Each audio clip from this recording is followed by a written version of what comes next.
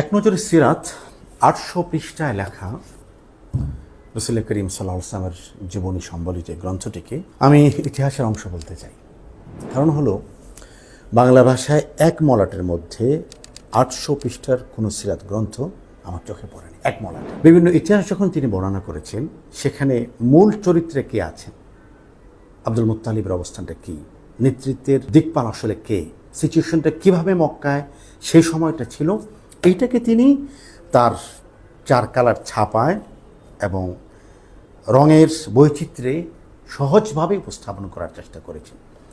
সিরাত তো সবসময় সহজ, সিরাতের পাঠ তো সবসময় সুভাষময়, কিন্তু কখনো কোনো বই উপস্থাপনা একটু জটিল হওয়ার কারণে আমরা নবী জীবনের সুবাসটা যেভাবে নেওয়ার ছিল সেভাবে হয়তো নিতে পারি না, বইটা রেখে দিই।